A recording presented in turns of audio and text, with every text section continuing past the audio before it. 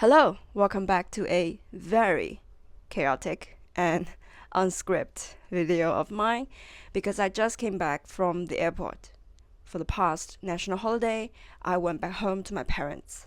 So today we are doing a unpacking video where I do all the unpacking nonsense and you hear me out about 3 books I've read during the holiday. One was not particularly intriguing.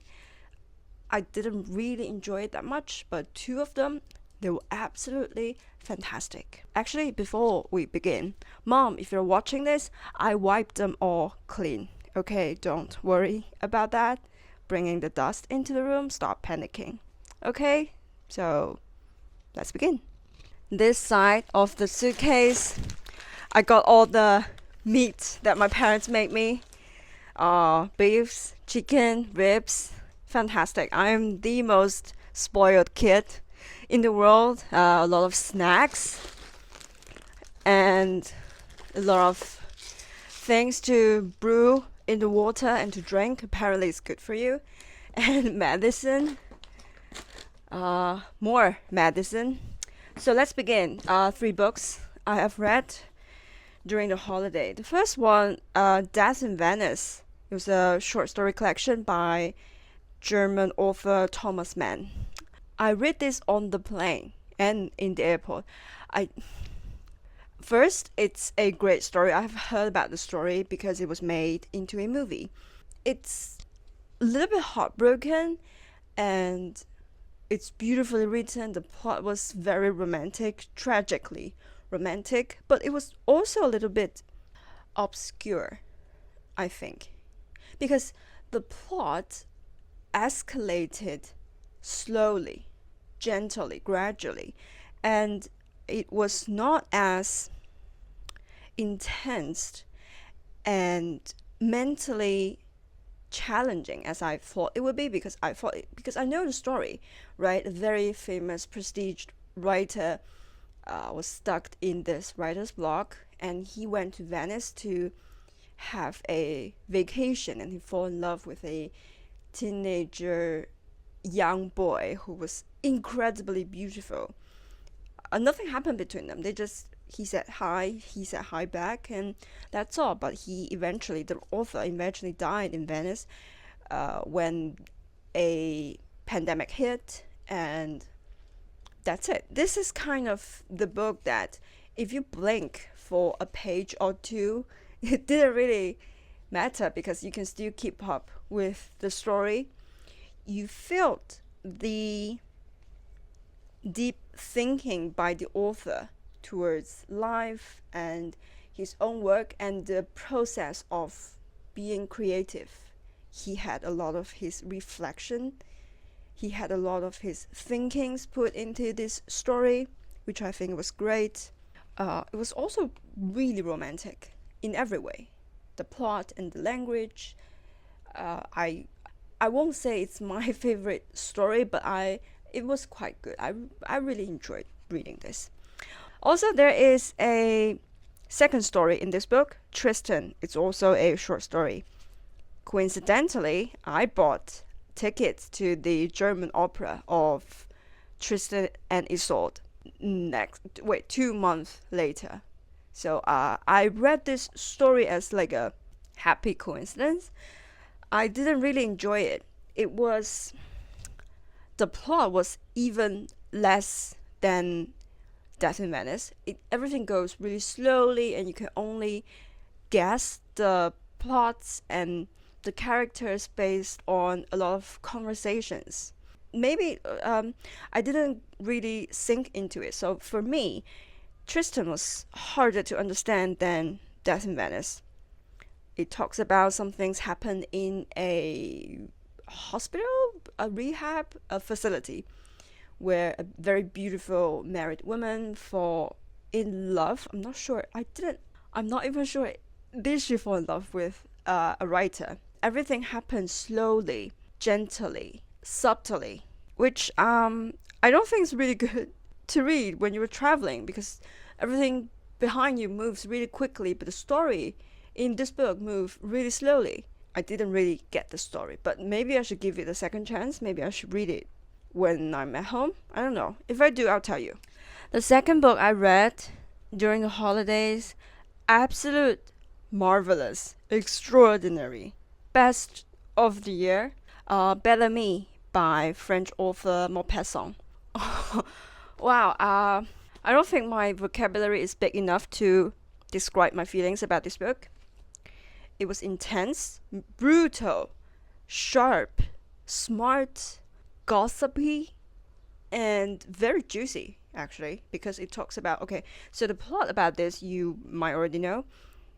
It's about a very handsome and talented young man who's happened to be broke. He would do anything to be rich and climb up from the society. So he slept with every woman in this book. Oh, wait, almost every woman except one. He slept with almost every woman in this book to gain from them, to get money from them, to get a job, to gain more power, social status from them. He did everything he shouldn't do for his own good. The plot, wow. If Gossip Girl ever happened during this time when Maupassant left, it must be what it felt like. It was very scandalous. He was extremely brutal and cruel towards everybody around him. And what's worse about this is, compared to other novels which had similar topics like The Red and the Black or Vanity Fair, the main character eventually got punished by society or by fate. They lost something. They got what karma get them. Karma didn't get him, because at the end of this book, he was climbing up even higher in the society. The author hinted that he would be a minister or someone really important. He got a title. He got everything he wanted. I'm thinking about maybe I should do a whole video about this book, because I was shocked multiple times. It was like every few pages, the author hit me, slapped me with a even more brutal plot. Because like all the great French author, Maupassant wrote in a sharp, witty, cruel way. His intelligence, his observation about men and women and society and the poor and the rich, I can't put it down. I think I finished this in 2 days because it was so good. Last but not least, this book.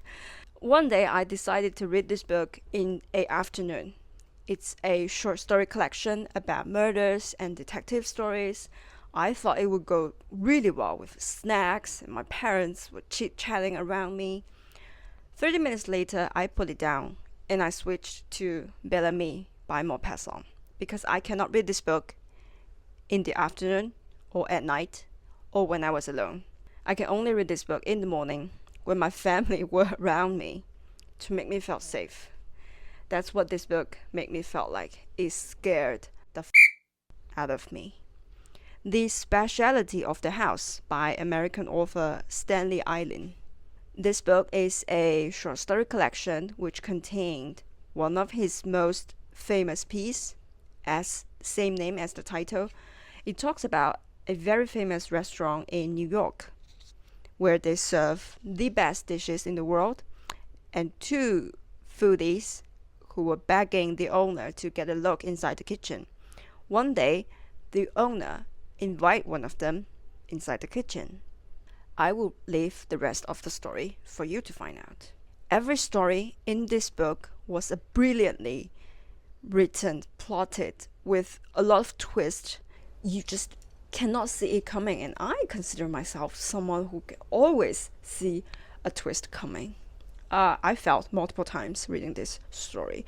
Every piece was pretty short. You can finish it in 20 minutes-ish, and you will hit by all the dark, mysterious murder story. Actually, the author himself said in the introduction that there was only one story in this book that was not about the bad side, evil side of humanity, because it was a story about an animal, Other than that, every story in this book was dark, sharp, brutal. It was creepy. Everybody keeps thinking about murdering their closest friends, their loved ones, their parents. But you cannot put it down because the plot twist, you could never see them coming. It was like all the film noir. It was brutal. It was, even till now, just the thought about this book makes me feel very uncomfortable. But I enjoy reading every page of it. I was planning on reading this on my way back here on the plane. I didn't do that because I finished it before I could get on the plane. That's how great it was. You just cannot put it down. And I think if you like all the scary mysteries, detective stories, murder mysteries, you should definitely read this book. Just don't read it when you were alone or at night. Please read it with your dog or your cat beside you. That's my only suggestion. And that's all for today's video. I'm sorry if it's a short one or I didn't really give a great presentation in the video because this is the first time we're going unscripted.